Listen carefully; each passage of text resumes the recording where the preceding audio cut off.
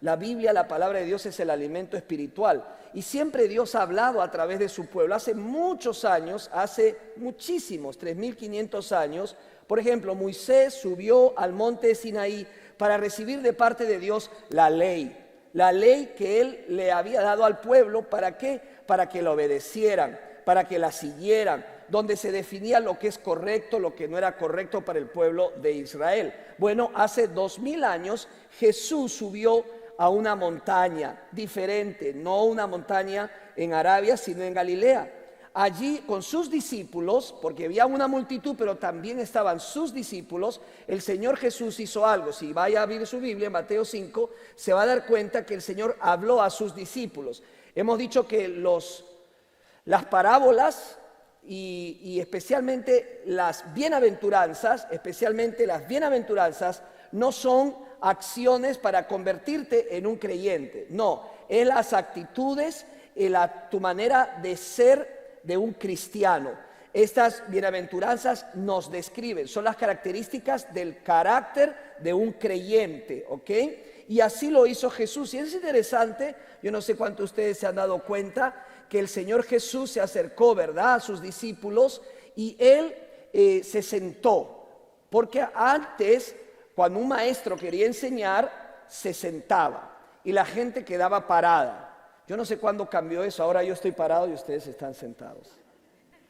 Pero antes era así, el maestro se sentaba y empezaba a enseñar, y así lo enseña la Escritura. Entonces encontramos que el Señor Jesucristo empieza a explicarles, ¿verdad? Les empieza a dar una descripción de lo que significa ser feliz, de cómo obtener la felicidad, de quiénes son los bienaventurados, los dichosos. Estamos enseñando lo que significa el sermón de la montaña, el sermón del monte. Y vamos a pasar varios domingos, desde el capítulo 5, vamos a recorrer todo el 5, todo el 6 y todo el 7. Y yo quisiera que usted tenga esa conversación sincera con Jesús y hable con Él y deje que el Señor también le hable a usted.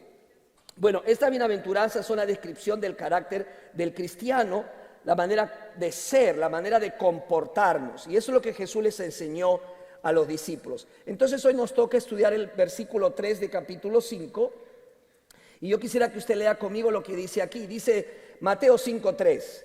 Bienaventurado o felices los pobres en espíritu. ¿Ok? Dice, pues de ellos es el reino de los cielos. Bienaventurados los que lloran, pues ellos serán consolados. Oremos. Gracias, Señor, por tu palabra. Te pedimos que nos hable. Usa este vaso de barro, Señor, que podamos recibirla, escucharla, meditarla, reflexionarla y ponerla por obra. Señor, que tu palabra nos transforme y nos santifique. Oro así en el nombre de Jesús. Amén y amén. Bueno, aquí tenemos entonces, hermanos, la primera bienaventuranza. La bienaventuranza que dice los pobres en espíritu. Bienaventurados son los pobres en espíritu. Ahora, se ha enseñado esto y se ha usado este pasaje para decir que el Señor estaba exaltando la pobreza material.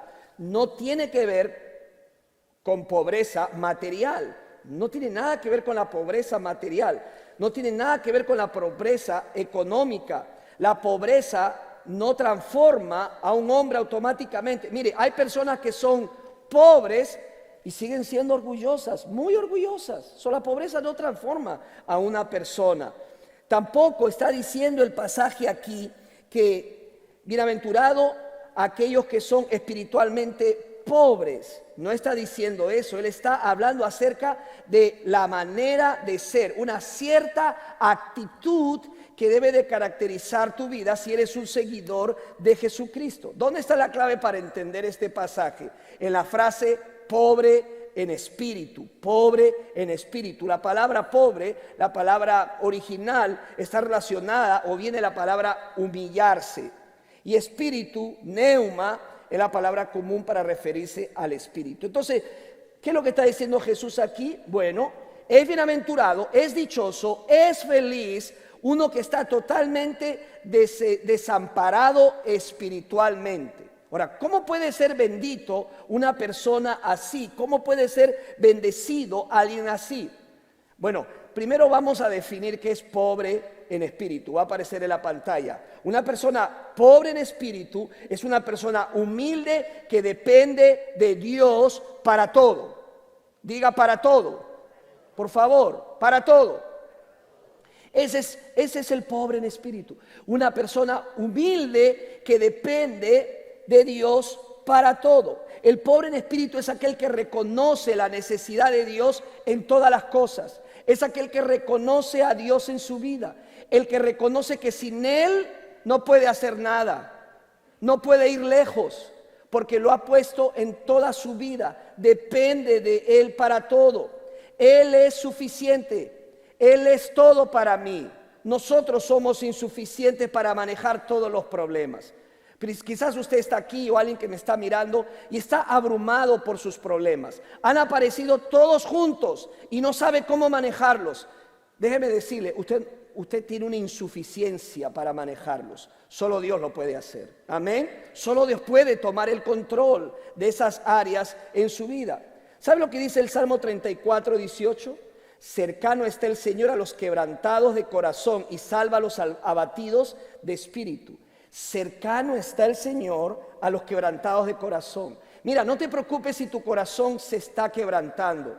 Hay aquí mamás, papás, hijos, abuelas, que su corazón está quebrantado. Incluso más adelante vamos a ver que su corazón está dolido, está sufriendo, está llorando. Te tengo buenas noticias. La palabra de Dios nos dice que dichoso, bendito, bendecido será aquel que es humilde delante de Dios y que busca a Dios en su desesperación. La figura aquí es como un mendigo que depende de otros para poder subsistir. ¿Alguna vez usted se ha encontrado con un mendigo en la calle? ¿Alguien se ha encontrado con un mendigo en la calle? Depende de la buena voluntad de la gente. Para que usted tenga una idea de lo que está hablando aquí. No económico, sino espiritualmente hablando aquí. Y David es el que escribe, el rey David, este Salmo 34. Incluso el Salmo 51, donde dice: al corazón contrito y humillado, oh Dios, no despreciarás. El corazón contrito y humillado. ¿Quieres acercarte a Dios? Sé humilde delante de Dios. ¿Quieres alejarte de Dios? Sé orgulloso. Y di: yo todo lo puedo. Di: yo todo lo puedo manejar. Yo sé cómo vivir mi vida. Te vas a alejar más de Dios si tienes esa actitud. Al contrario, la Biblia dice que los humildes que dependen de Dios para todo son aquellos que están más cerca de Dios. Isaías lo dice en el capítulo 66. Isaías dice: pero a este miraré. Mira, escucha, dice: pero a este miraré, al que es humilde y contrito de espíritu y que tiembla ante mi palabra. Wow. ¿A quién mira el Señor? Aquel que es humilde. Hermano, hermana, por favor entendamos, la humildad no tiene que ver con que si hablas o no. Hay personas que me dicen: pastor, yo conozco personas muy humildes. ¿Por qué? Nunca dicen nada. Se mantienen callados. Eso no es humildad. Aunque esté callado por dentro, ¿sabe Dios lo que está pensando? No, el estar callado no es ser humilde. El vestir de una manera no es ser humilde. Ay, esa hermana, qué humilde es. ¿Por qué? Mire cómo viste. Hay personas orgullosas que no aparentan, ¿verdad? Hay personas que están tan seguras de que son humildes que dicen: ay, estoy orgullosa de mi humildad. Orgulloso de mi humildad.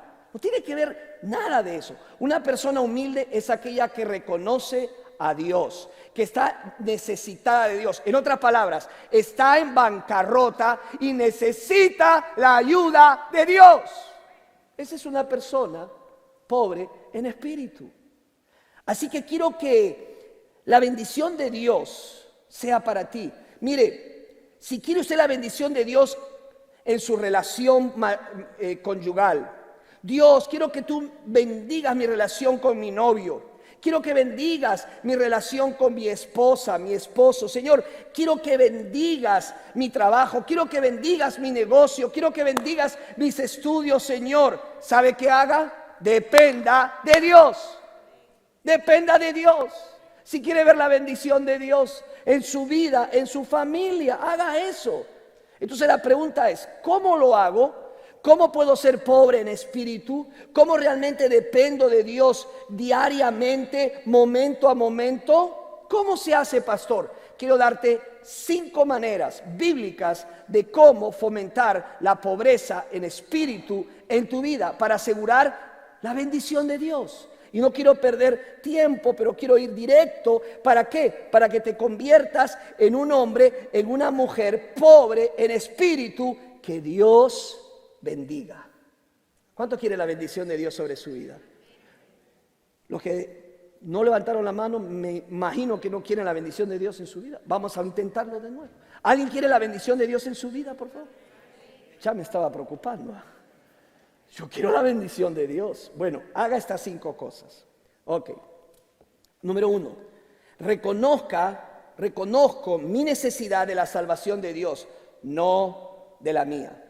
Reconozco mi necesidad de la salvación de Dios para convertirme en una persona justa, para convertirme en una persona salvada. No dependo de mí, dependo de la salvación que Dios me da. Ahora, el mundo no te va a enseñar eso. ¿El mundo qué te va a enseñar? Sálvate. Haz lo que tengas que hacer. Haz buenas obras. Da plata a los pobres. Va de vez en cuando a la misa. Sé buena persona. Y te ganas el cielo así. Te lo ganas. Eso es lo que enseña el mundo. Pero ¿sabes qué?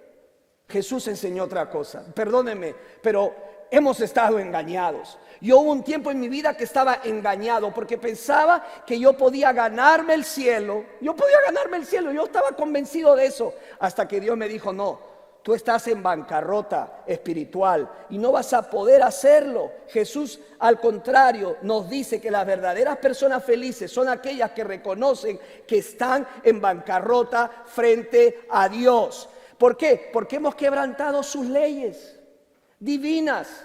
Mire, usted dice, yo soy una buena persona. Pastor, yo soy una buena madre, soy una buena persona.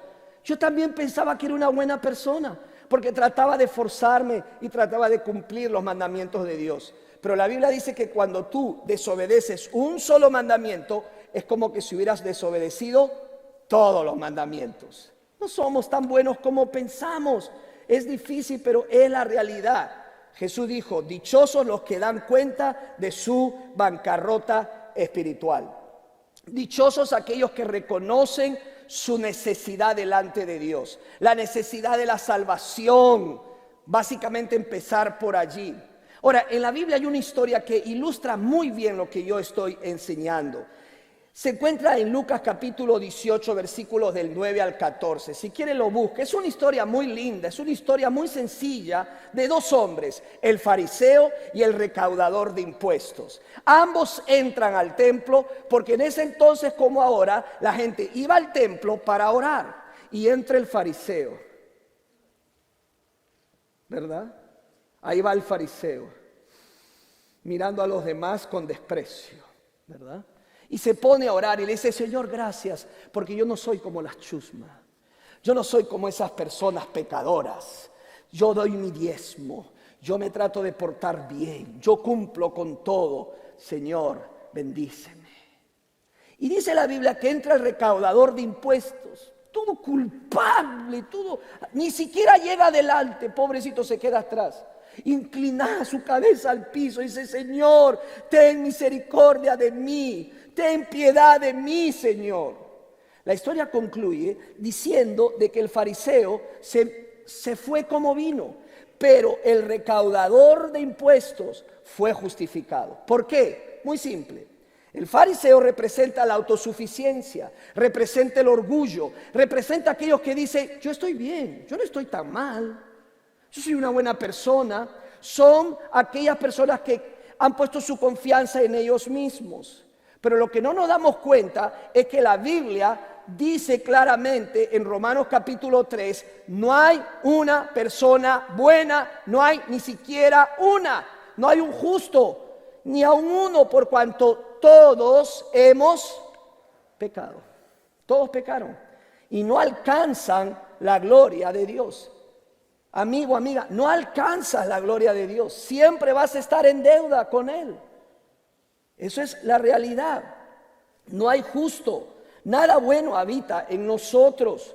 ¿Cómo logramos convertirnos en una persona justa ante Dios? Dependiendo de la salvación de Dios, que Dios nos ofrece por medio de su Hijo. En Lucas capítulo 4 dice que el ungido de Dios, Él vino para dar buenas nuevas a los pobres y sanar a los quebrantados de corazón. Y en 2 de Corintios 5 dice, al que no cometió pecado alguno, por nosotros Dios lo trató como pecador. Señores, esto es serio. Dios trató a su Hijo como un pecador. La Biblia dice que Él tomó tu castigo y mi castigo que merecíamos, para que en Él recibiéramos la justicia de Dios. Así que ¿quién califica para apropiarse de su justicia? El pobre de espíritu, el que está en bancarrota espiritual y le dice, ten misericordia de mí, Señor. A ese Dios lo bendice y su justicia es mayor que de los fariseos, dice la palabra del Señor. Y la recompensa, el reino de los cielos, le pertenece. Amén. Ahí está, por ahí empezamos. Pero no solo el pobre en espíritu se relaciona con la salvación inicial, sino también con nuestra dependencia del poder de Dios para vivir cada día. Jesús dijo, separados de mí, nada van a poder hacer. Él lo dijo. Y aquí viene lo segundo que te va a ayudar a caminar de esta manera, pobre en espíritu. Dice, reconozco que dependo del poder de Dios, no del mío. Reconozco que dependo del poder de Dios. Que de ahí radica las fuerzas para poder continuar. De las fuerzas de Dios, no de las mías, no de mi fuerza de voluntad. Déjeme decirle, su fuerza de voluntad en algunas situaciones particulares de su vida no va a ser suficiente. Y usted lo va a saber, o quizás ya lo sabe. No ayudó. No fue suficiente mi fuerza de voluntad. Necesitaba algo más frente a esa crisis. Aquella persona entonces que acepta la salvación de Dios, vive humildemente su vida cristiana dependiendo del poder de Dios. Su fuerza es limitada, la fuerza de Dios es ilimitada. Tú y yo nos ahogamos en un vaso de agua muchas veces. Dios dice, yo tengo el vaso de agua en mis manos. Yo tengo tu vida en mis manos. Yo tengo el control de tu vida en mis manos. Ven a mí, ven a mí. Deposita tu confianza en mí. Déjeme decirle una buena noticia. Dios nunca se queda sin energía. Hello. ¿Cuántos dicen amén? Dios nunca se cansa. Yo me canso. ¿Usted se cansa? Lo veo medio dormido alguno. Pero Dios no. Jesús dijo, mi Padre sigue trabajando. Dios no se cansa y puedes acudir a Él. Dice Salmo 84:5. Salmo 84:5. Dichoso el que tiene en ti su fortaleza. Dichoso el que tiene a Dios, que tiene su fortaleza. El pobre en espíritu reconoce su debilidad. Escúcheme. El pobre en espíritu dice, Señor, yo soy débil, tú eres fuerte. Yo necesito tu fuerza para poder seguir y para poder continuar. ¿Qué haces cuando tu fuerza se evapora? Te pregunto, ¿qué es lo que haces? Estás al final del día y dices, me quedé sin energía. ¿Cuántas mamás están aquí que dicen, ya llegando la noche, ay pastor, me quedé sin energía? Me quedé agotada, ¿verdad, papás? ¿Cuántos varones hay aquí que dicen, me quedé agotado? No tengo más energía. Tengo demasiadas cosas que hacer y no tengo suficiente energía para hacerlas. Déjame leerte este pasaje, va a aparecer en la pantalla, Isaías 40:31. Quiero que leas conmigo este pasaje, bien fuerte. Haz lo tuyo, esta promesa. 2, 3. Pero los que esperan en el Señor renovarán sus fuerzas, se remontarán con alas como las águilas, correrán y no se cansarán, caminarán y no se fatigarán. ¿Cuántos dicen amén por ese pasaje? Déjame decirte, yo estoy viviendo este pasaje. Estoy haciendo varias cosas con mi esposa. Tenemos, verdad que este año ha sido un año muy agitado. Hay muchas cosas, muchos compromisos, muchas actividades. Empezamos en las mañanas un programa, en fin. tenemos mucho, pero ¿sabe qué? Yo puedo dar testimonio que Dios me da fuerzas para poder seguir. Porque yo le he dicho, Señor, yo no puedo, pero tú sí puedes. Tú eres mi fortaleza. Tú eres mi fortaleza. La única manera de superar los días más difíciles de tu vida está en las fuerzas de Dios. ¿Alguien dice un amén? ¿Alguien lo cree? La única manera está dependiendo de las fuerzas del Señor. Hudson Taylor, misionero en la China, un gran misionero, un gran hombre de Dios. A medida que pasaba el tiempo iba envejeciendo, las fuerzas iba perdiéndolas. Y él escribió esta nota a un amigo, me llamó mucho la atención. Le escribió esta misiva, dice, estoy tan débil que ya no puedo trabajar. Estoy tan débil que ya no puedo estudiar. Estoy tan débil que ya no puedo leer mi Biblia. Incluso no puedo orar, solo puedo descansar en los brazos de Dios como un niño confiado. Hermanos, eso es suficiente. Amado de Dios, amada de Dios, yo no sé qué crisis estás pasando, yo no sé qué momento difícil estás viviendo, pero déjame decirte, descansa en los brazos de papá. Descansa en sus brazos. Quizás te sientes tan débil que no puedes leer la Biblia. Te sientes tan débil que ya no puedes hablar con otra persona. Te sientes tan débil que sientes que las fuerzas se están yendo. Te sientes tan débil que sientes que Dios está lejos de ti. Dios no está lejos. Dios está más cerca de lo que te imaginas. En ese desierto que estás viviendo, déjame decirte algo. Dios está trabajando a tu favor. Sé paciente. Dile, Señor, descanso en tus brazos. Señor, me rindo a ti. Déjeme decirle, en algunos momentos de mi vida he hecho eso. Señor, no tengo fuerzas, me rindo a ti. Pelea por mí. Y el Señor me ha dicho, déjamelo, yo me encargo. Tú descansa en mi cuidado. Como nuestro Dios, hermanos, no hay ninguno. ¿Qué haces en esos momentos? Solo estás tendido en la cama, muy débil, quizás tomando alguna medicina. ¿Sabes qué haces? Descansa en las fuerzas del Señor. Tu matrimonio está mal, tu relación está terrible con tu hijo, con tu hija. Estás a punto de ser despedido, estás a punto de perder la casa, estás a punto de perder ese contrato. Te digo en el nombre de Jesús, entrégale todo a Dios y descansa en sus brazos. El Señor te va a sostener y déjalo que Él obre en medio de la prueba. Hermanos, la debilidad puede ser una buena cosa en tu vida si causa que dependas de Dios, si causa que tú te acerques a Dios. El problema es que muchas veces cuando nos sentimos débiles buscamos otras fuentes de fortaleza en nuestras vidas que en vez de hacernos más fuertes nos hacen más débiles. Si ese es tu caso, no sigas yendo a otras fuentes de fortaleza en tu vida. Ve a Dios, es lo mejor que puedes hacer. Acude a Dios. Pablo se sintió débil. ¿Sabes que él tenía un problema? La Biblia no especifica cuál era su problema. La Biblia lo llama el aguijón de Pablo. ¿Alguien sabe cuál era el aguijón de Pablo? ¿Alguien sabe? ¿Ya descubrieron? Por favor, ¿alguien? Muchos piensan que fueron sus ojos, su problema, su aguijón. Otros hasta han llegado al extremo de hablar de la suegra. Es que es tantas cosas que habla la gente, la verdad. Que viva nuestras suegras, ¿verdad? Pero no sabemos, la Biblia nos dice. Oye, se despertaron todos. ¿Les gustó, ah?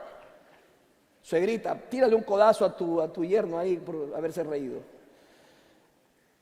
Pero ¿sabes qué? Pablo fue a Dios. Le dijo, Señor, ayúdame. Y la Biblia dice en 2 Corintios 12, en 3 ocasiones distintas le supliqué al Señor que me la quitara, que me quitara este aguijón. Y el Señor le dijo, mi gracia es todo lo que necesitas, mi poder actúa mejor en la debilidad.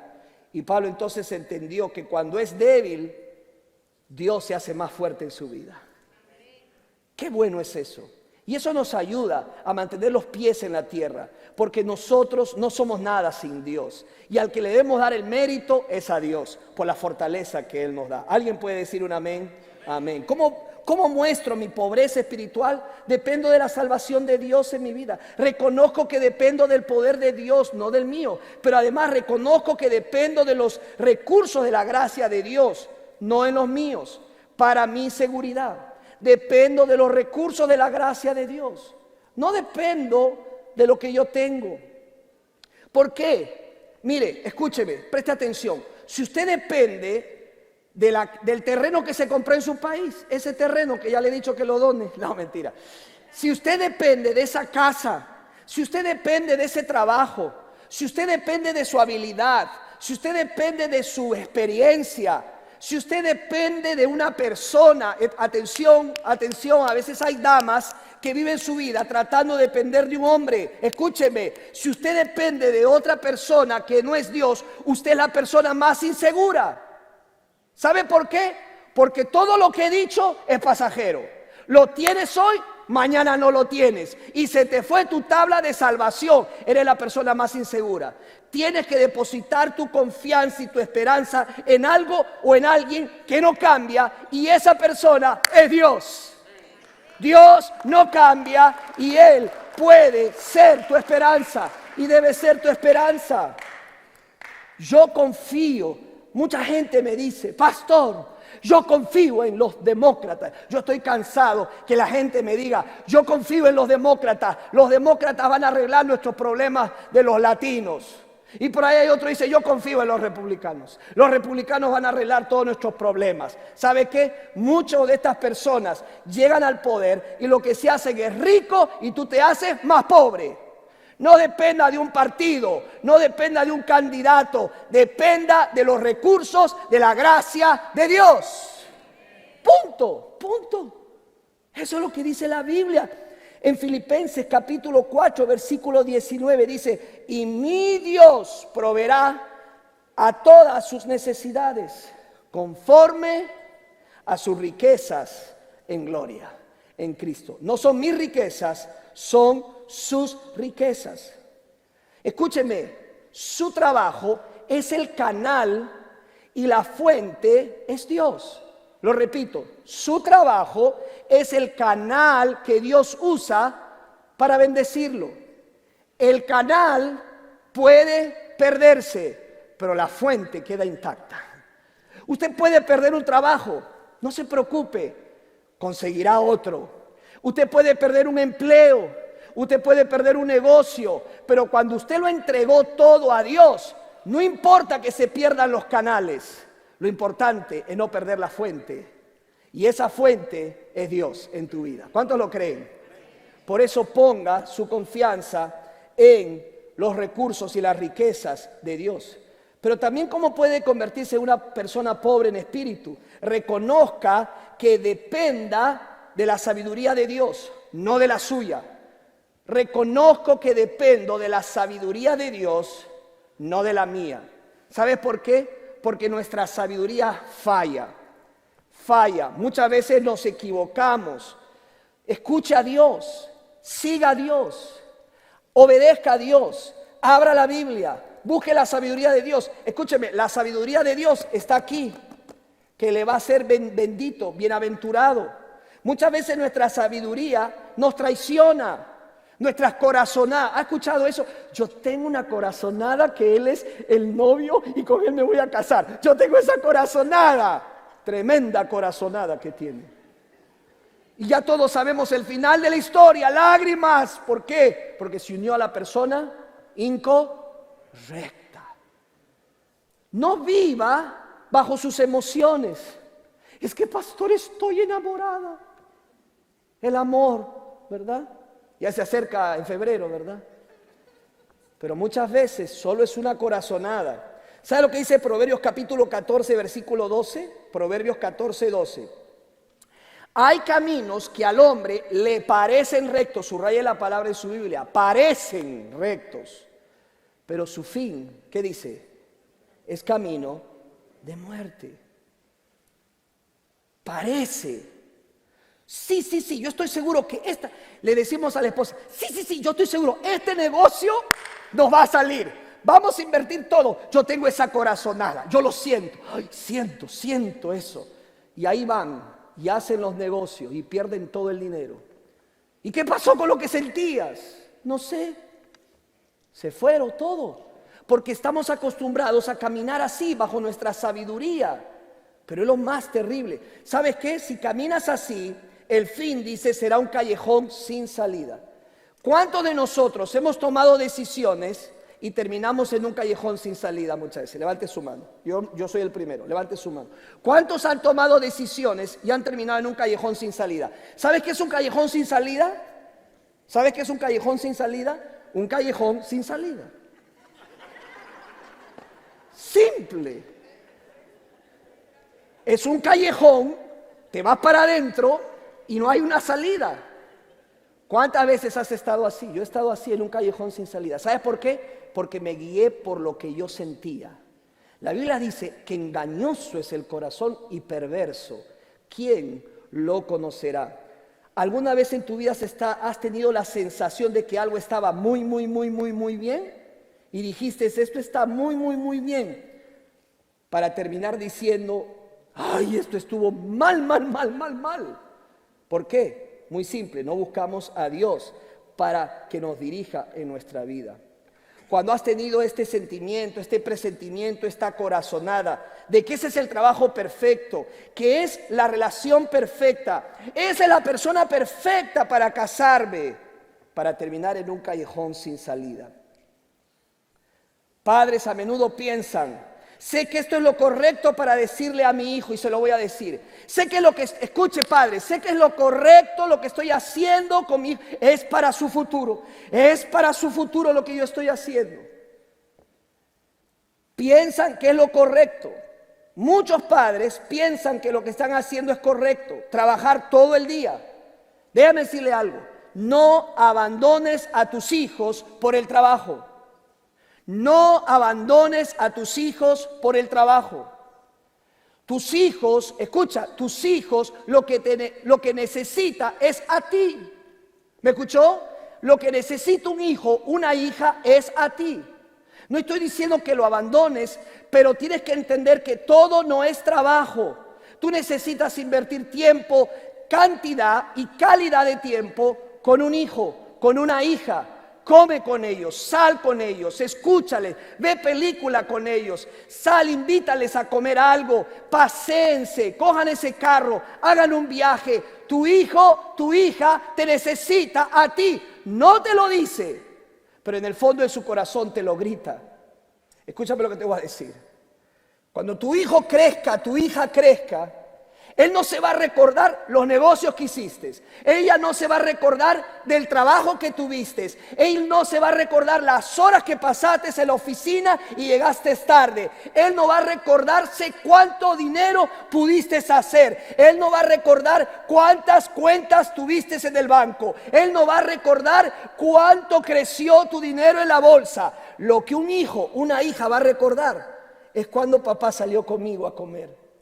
Cuando vio televisión conmigo, cuando se sentó a escucharme mis problemas, cuando jugó conmigo, cuando jugó la pelota conmigo, cuando me ayudó en mis tareas, cuando se sentó solamente a mi lado, me abrazó y me dijo, te quiero hija, te quiero hijo. Eso es lo que un padre, una madre debe hacer. Tus hijos no necesitan tanto lo que tú haces, tus hijos te necesitan a ti, papá, mamá. No cometas ese error, porque déjame decirte, puede que pase el tiempo y sea demasiado tarde. A veces pensamos que lo que nuestra sabiduría nos dice es lo mejor, pero a veces terminamos en un callejón sin salida. Muchas cosas se sienten muy bien.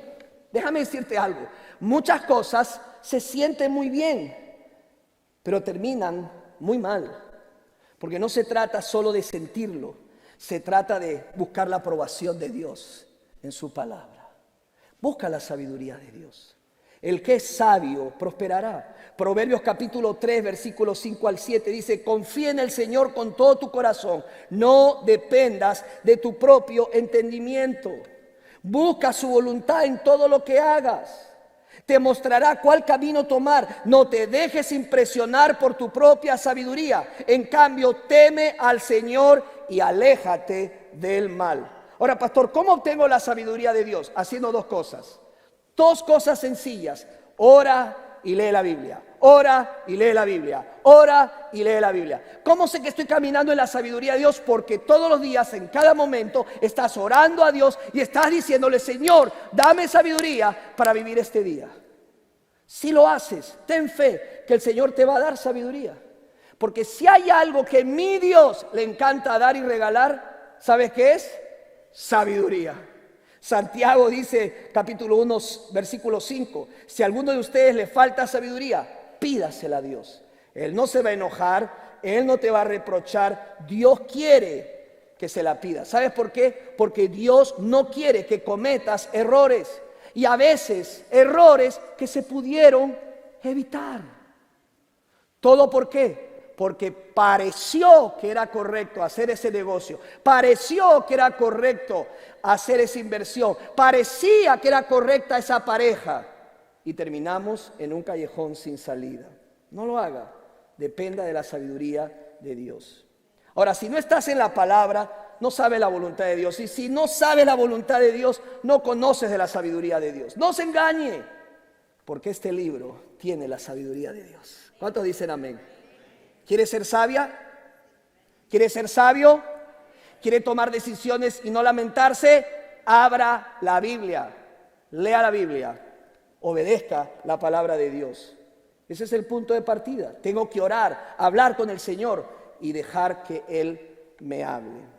Y por último, reconozco que en Dios está mi consuelo. Reconozco que en Dios está mi consuelo. Mira Mateo 5:4, la siguiente bienaventuranza. Dice: bienaventurados los que lloran, pues ellos serán consolados. ¿Cuántos se criaron con este prejuicio? Los hombres no lloran.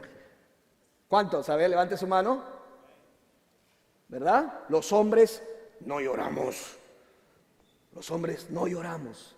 ¿Sabes que Jesús dijo: bienaventurados los que lloran? Así dijo Dios.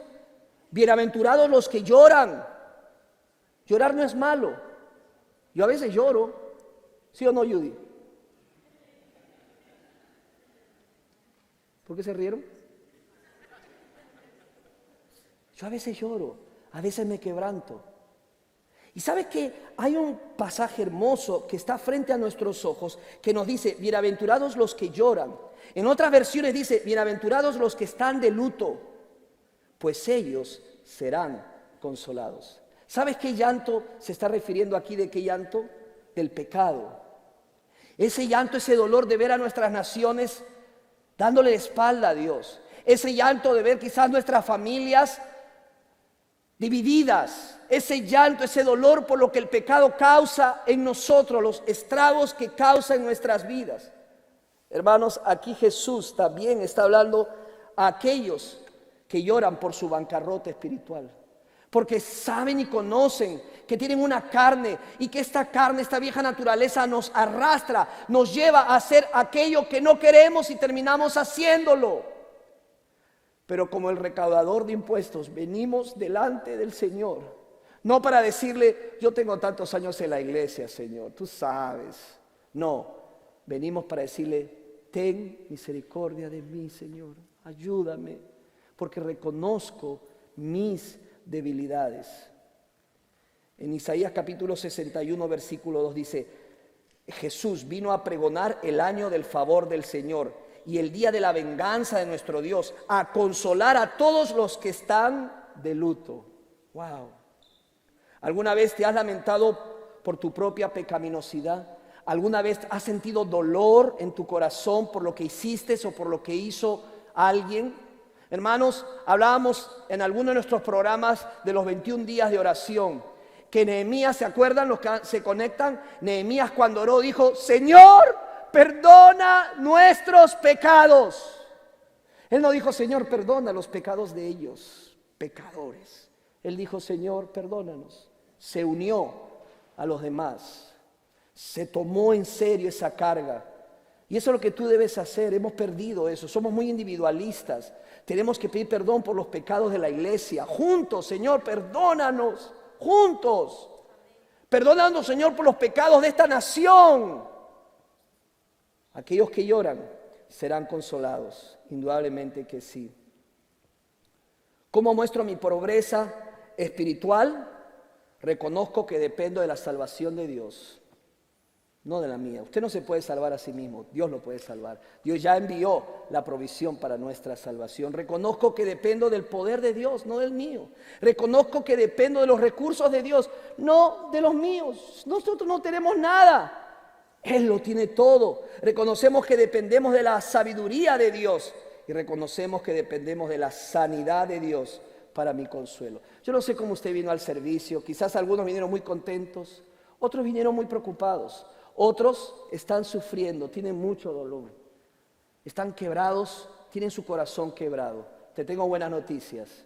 Como decía nuestra hermana en la canción, el Padre espera por nosotros. Ven con tus cargas, ven con tus carencias.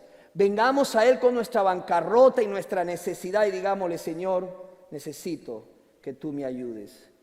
¿Sabes cuál es lo opuesto a la pobreza de espíritu? Es la autosuficiencia. El ser autosuficiente. No sigamos ese camino de orgullo. No vamos a recibir la bendición de nuestro Señor. Amigo que estás aquí, ¿has notado alguna vez o confesado tu pobreza espiritual? ¿Lo has hecho? ¿Le has dicho: Dios, ten misericordia de mí? Estoy quebrada espiritualmente. Estoy quebrado espiritualmente. Tú sabes mi situación. Te necesito, Señor. ¿Puedes hacer algo? Ayúdame. Y como el recolector de los taxes, ven ante el Señor y dile: ten piedad de mí. Yo no puedo, no me puedo salvar, no puedo ni tengo las fuerzas para seguir. Vengo a tus pies, me entrego por completo a ti. Creo lo que dice en tu palabra y creo lo que Cristo vino a hacer por mí en la cruz del Calvario.